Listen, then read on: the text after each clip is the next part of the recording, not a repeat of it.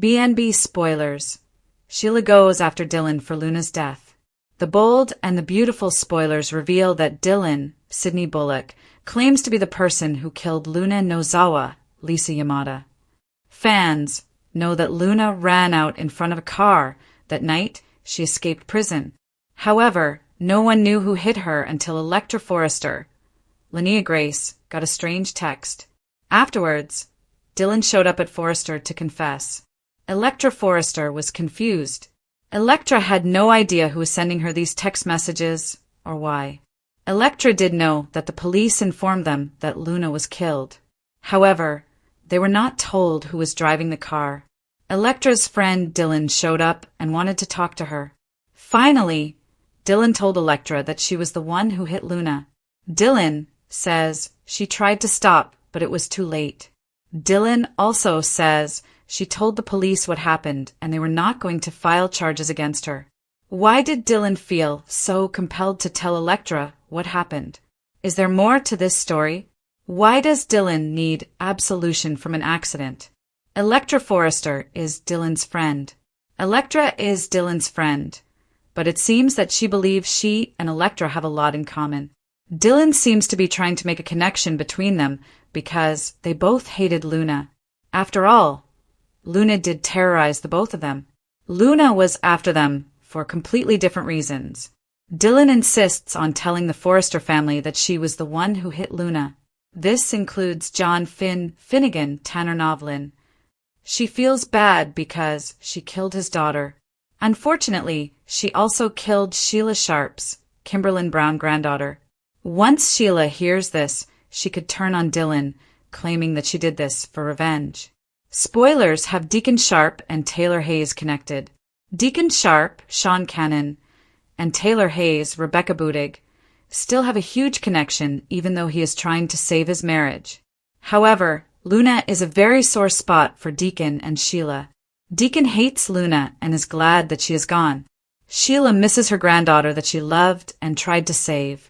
Sheila was there and knows that Luna had Dylan locked up in the closet at the beach house that day.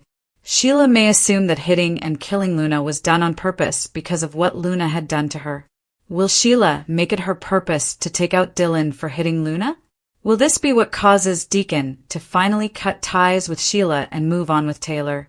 What will Sheila do? The Pacific waves crashed against the cliff house, a restless, rhythmic roar that was usually a comfort. Today, however, it sounded like a frantic drumbeat, underscoring the turmoil inside Dylan's head. He stood at the massive sliding glass door, the cool September air doing little to soothe the fire of guilt that had been raging in his gut for weeks. Luna was gone. The news had hit the fashion capital of Los Angeles like a seismic shock. Luna Nozawa, the troubled, beautiful young woman who had spiraled into crime and violence, was dead, killed in a hit-and-run while attempting to escape police custody. The driver, as the world of Forrester Creations now whispered, was none other than Hayes Forrester Finnegan's former preschool teacher, Miss Dylan. Dylan, a good, kind man, had been caught in a moment of pure, blinding panic. He hadn't meant to hit her. He'd been driving frantically after receiving a call about a sick relative, his mind preoccupied, the rain making the winding road treacherous. Luna, darting out from the shadows near the beach house, her eyes wide with desperation, the glint of a stolen object still visible in her hand, had been an apparition in the downpour. Dylan had slammed on the brakes, but it was too late. He'd seen her fall. He'd heard the sickening sound. And then he'd driven away, a coward consumed by fear. He'd confessed everything to Electra, the only person he trusted, and then, after much internal torment, to Finn and Steffi. They had reacted with a strange, complex mix of horror and cold relief. Luna had hurt them, held them hostage, shot Liam, and, in a previous violent confrontation, even Sheila herself. In their minds, Dylan, the victim of circumstance, deserved pity, not punishment. The LAPD, understanding the context of the escape and Luna's violent history, had been remarkably lenient, treating it as a tragic accident, not a crime of malice. But one person saw it differently. A shadow fell across the polished wood floor, obscuring the bright reflection of the midday sun. Dylan didn't need to turn around to know who it was. The air in the opulent living room had grown thick, laced with the metallic scent of impending violence. Dylan. Sheila Carter's voice was barely a whisper, yet it vibrated with the force of an avalanche held back by a fraying wire. He turned slowly, meeting the stare of the woman who embodied primal, unyielding fury. Sheila, dressed in funeral black, her crimson lipstick a startling splash of color against the pallor of her face, looked like a widow of chaos. "Sheila," Dylan managed, his voice thin. "You're standing here, free," she spat, her voice growing louder, sharper. "You're looking at the ocean, enjoying the sun, and my Luna is in the ground. Because of you." Dylan stepped away from the window, pleading with his hands. "Sheila, please, you know it was an accident. I told the police everything." She ran right into the road. It was raining. She was fleeing. She was fleeing the injustice you all perpetrated against her. Sheila interrupted, taking a predatory step toward him. She was trying to survive in a world that only ever saw the worst in her. And you, teacher, you saw her running, panicked, vulnerable, and you crushed her. You drove away and left her to die like roadkill. Tears welled in Dylan's eyes, real, raw tears of regret. "I know. I wake up every night seeing it, hearing the sound. I'm consumed by it, but you can't blame me. Luna had just threatened Electra. She shot people. She was dangerous." The mention of Luna's crimes seemed to hit a nerve, but not in the way Dylan hoped. It only fueled Sheila's terrifying delusion. Luna was my blood, my family, the only connection I had left that mattered after they tried to take Finn from me. Sheila's jaw clenched, her eyes narrowing to slits of pure, concentrated hate. "And now you think you can stand here and live a normal life? You think you can go back to teaching children and making little art projects after what you did?" She reached into the deep pocket of her black trench coat. Dylan's heart hammered against his ribs. He knew this woman. He knew her history. He saw the flash of silver. Not a gun, thankfully, but a heavy, ornate silver locket, Luna's locket. "This was Luna's," Sheila whispered, running her thumb over the tarnished metal. "And every heartbeat, every breath, every stolen moment of peace you have, Dylan, is a betrayal of the life you ended." "What are you going to do?" Dylan asked, trembling, backing toward the living room entrance. Sheila's lips curled into a slow, chilling smile. "What I always do, darling. I make things even. You took something precious from me. Now I'm going to take something precious from you." Before Dylan could react, the house phone began to ring from a nearby table.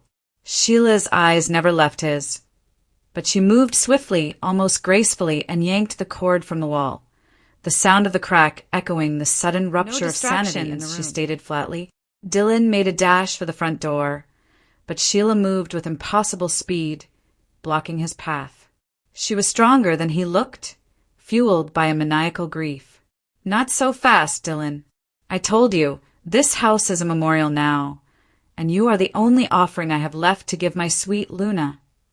Upstairs, unbeknownst to Dylan, Steffi Forrester was on a video call in her home office. "He confessed, Liam. He actually confessed.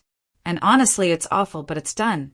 We can finally move past this Luna nightmare." Steffi ran a hand through her hair, the stress etched around her eyes. Suddenly, she heard a muffled, guttural cry from downstairs, followed by the shattering of glass. Her blood ran cold. "Liam, I have to go. Something's wrong." It sounded like Dylan. "And Sheila." Steffi grabbed the first heavy object she could find, a weighty bronze sculpture, and crept silently to the top of the sweeping staircase. Down below, the scene was one of total, devastating melodrama. The massive glass doors leading to the terrace had been smashed open, and Dylan was struggling wildly in Sheila's grip. She had him pinned against the railing of the cliffside balcony, the churning ocean 100 feet below providing a terrifying backdrop. "You won't get away with this, Sheila," Dylan yelled, his voice hoarse with terror. "Get away with it? I'm doing the world a favor." Sheila shrieked, her own grief momentarily replaced by the ecstatic rush of righteous vengeance. "You coward! You left her! You abandoned my blood! You deserve to feel the same desperate, hopeless freefall that Luna felt in her last seconds." She gave a powerful shove. Dylan lost his footing, his hands gripping the iron railing for dear life. He looked down at the rocks and waves below, his face white with terror. Steffi descended the stairs, her feet silent on the thick carpet. "Sheila, stop it right now." Sheila turned her head slightly, her gaze flicking up to Steffi, the sight of her hated daughter-in-law only serving to intensify her rage. "Stay out of this, Steffi. This is between me and the killer." "You are the only killer here," Steffi shouted, leveling the bronze sculpture like a weapon. "You tried to kill me. You shot Finn. Dylan made a mistake. But you're committing murder in cold blood." The distraction was all Dylan needed. With a desperate surge of adrenaline, he kicked out, catching Sheila in the shin. She stumbled, losing her grip just long enough for Dylan to scramble away from the ledge and onto the solid floor of the patio. Sheila roared, turning her attention fully to Steffi. "You, always interfering, always protecting the weaklings. You think I don't know that deep down you're glad Luna is dead? That you're happy that the daughter of the woman who hurt your mother is finally gone? I am relieved my family is safe, yes, but I would never wish death on anyone," Steffi retorted, though her voice wavered slightly at the truth of Sheila's accusation. There was a dark corner of her heart that did feel safer now. As Steffi braced herself for the attack, the main entrance burst open. Finn Finnegan, Steffi's husband and Luna's older half-brother, though few knew the true, twisted complexities of that relationship, stood panting in the doorway, having rushed over after receiving a frantic, garbled text from Dylan earlier. Finn took in the scene, the broken glass, the terrified Dylan, and his mother, Sheila, eyes blazing with homicidal intent, wrestling with Steffi near the precipice. "Mother, no." Finn's roar was full of pain and authority. The sound pierced through Sheila's haze. She froze the word mother, a title she craved more than life itself, a momentary tether to her fragile reality. "Finn, baby, she's lying. He killed Luna. He must pay. For Hayes, for everyone he kept safe, I have to avenge her." Sheila cried, tears finally replacing the fire in her eyes. Finn rushed forward, not toward Steffi or Dylan, but toward Sheila. He gently grabbed her arms, pulling her away from the railing and into a desperate, restraining embrace. "I know you're hurting, Mom. I know. But this isn't the way," Finn murmured, his own voice heavy with grief for his half-sister, complicated though she was. "I lost Luna too. I mourned her. I hated what she became. But I can't lose you to this darkness again." But Sheila wasn't listening to his words. She was listening to the beat of his heart against her ear, the raw, visceral connection she had with her son. The venom began to drain, replaced by a devastating sadness. "He took her, Finn," she wept into his shoulder. "He took my little girl." As Finn held his mother, the front door opened again. It was Deacon Sharp, Sheila's fiancé, who had received a tip-off about the chaos and raced over. He stopped dead at the sight of the embrace and the devastation. "Sheila, what in the devil is going on here?" Deacon demanded. Dylan, seizing the moment, finally spoke, his mind clearing. "He's holding her, Finn.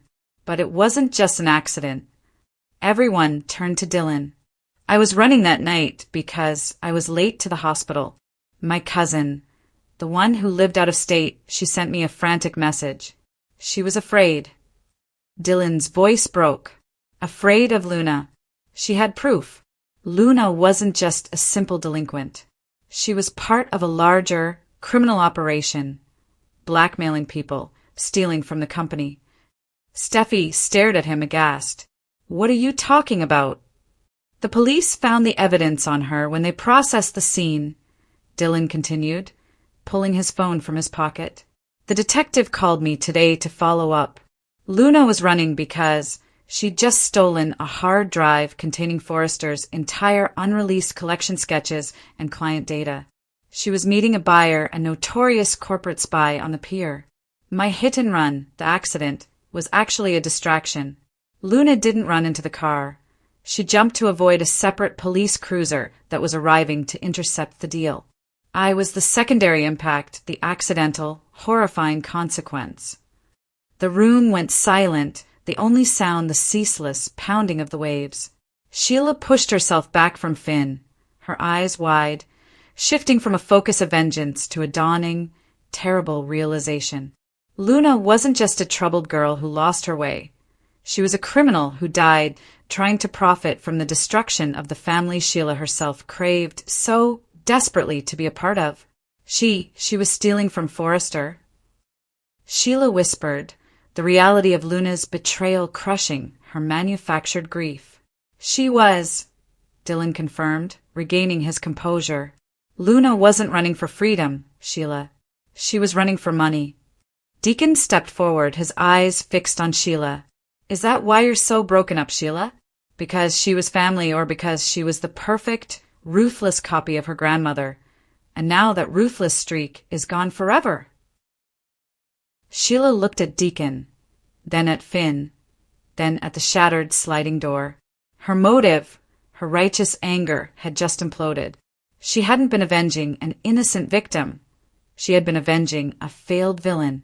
Her eyes hardened one last time, that familiar flicker of self-preservation winning out over grief and shock.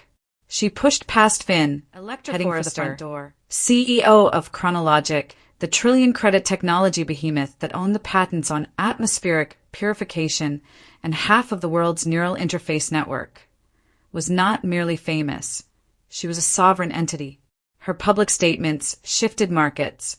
Her private life was the stuff of myth, and her disappearance, however fleeting, was the equivalent of a global seismic event.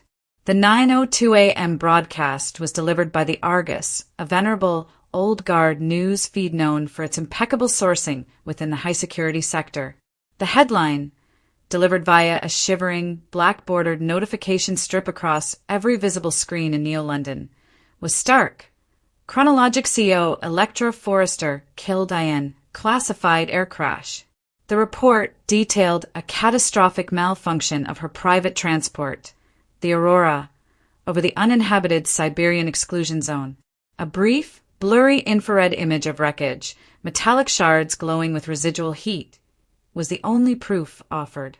The world inhaled sharply, the stock markets froze, and the collective digital gasp of humanity peaked. It was shocking, tragic, and, given Electra's penchant for flying dangerously fast, tragically plausible. Then came 9:06 a.m. OmniFeed, the dominant, algorithm-driven social and news aggregator, pushed a counter-notification that shattered the narrative into fragments. It wasn't a retraction or a correction. It was a simple, confident statement of fact, tagged with live metadata and geographical coordinates. Electra Forrester spotted at Chronologic Sky Tower penthouse. Seen drinking coffee, appears unconcerned. The initial shock of death was instantly replaced by a disorienting, bewildering confusion. Was she dead, or was she drinking coffee? Was the Argus, a source that had survived the data wars with its reputation intact, reporting an elaborate high-level hoax? Or was OmniFeed, whose reliance on user-generated data made it susceptible to deep-fake mischief, being played by Chronologic's rivals? The two realities collided, creating a temporal and informational schism. Elias Vance, a former investigative journalist turned freelance corporate risk analyst, stared at the dual headlines projected onto his office wall. He wasn't concerned with the stock plunge, but with the impossibility of the contradiction. Electra Forrester didn't do simple public relations stunts. Everything she did was a masterpiece of control. This, however, felt less like control and more like an explosion of conflicting truths. "Run the telemetry on the Aurora crash footage again, Vera," Elias murmured to the air, his voice tight. "The Argus crash data is authenticated by 4 independent defense satellites." His AI assistant, Vera, replied tonelessly. "It shows a debris field consistent with a high-velocity hull breach." However, the facial recognition scan for the Omni-Feed sighting, taken from a drone 20 stories above the Sky Tower, shows a 98.7% match for Electra Forrester. Elias ran a hand over his stubbled jaw. "So she's dead and alive. That's not a contradiction, Vera. That's a signal." He grabbed his coat. Electra Forrester had often used confusion as a weapon, especially during product launches or hostile takeovers. She was known to leak 3 mutually exclusive roadmaps for a single project, forcing competitors to waste billions chasing phantoms. But death? That was a performance with no encore. Or was it? The first place the confusion curdled into panic was Chronologic's corporate HQ. The Sky Tower, a needle-thin structure piercing the clouds over the city's financial district. The board, composed of 10 aging, cautious executives, was trapped in a 3-dimensional boardroom, watching the stock ticker bleed red on all sides. The only person who held any semblance of power or access to the truth was Anya Sharma, the chief operating officer. Anya, Electra's shadow and confidant for 10 years, was known for her icy composure. Today, however, she was a wreck of twitching nerves. "We need a unified statement, Anya!" roared board chair Julian Kent. "Which is it? Condolences or a contempt charge against the Argus? Our market cap has dissolved by 30%.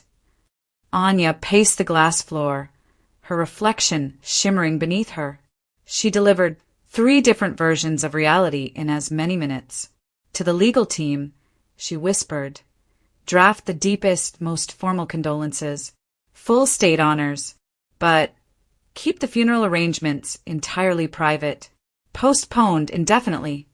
To the public relations lead, she barked, "Issue a statement confirming she is indisposed but active. Use the word active.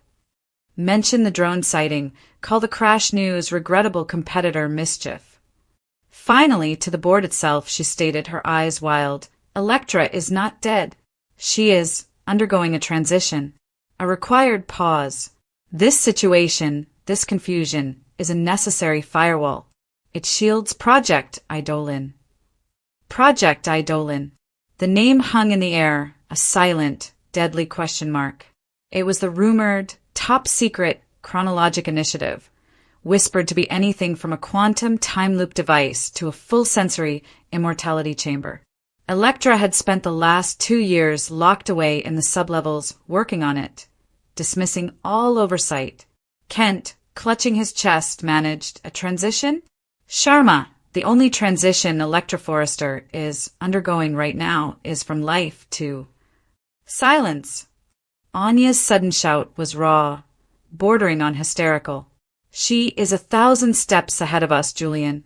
She planned for this chaos. Every contradictory headline is a layer of insulation. Just keep the company operating as if nothing has happened, and everything is simultaneously true." Anya's behavior did not reduce the confusion, it weaponized it. Her desperation and the conflicting orders created institutional paralysis. Everyone was afraid to act, convinced that the opposite reality might be the true one, and that Electra herself might be watching their response. Elias Vance drove his beat-up skimmer past the shimmering perimeter of the Sky Tower, ignoring the frantic media drones buzzing like mosquitoes around a light. He knew the truth wasn't in the public statements or the stock movements.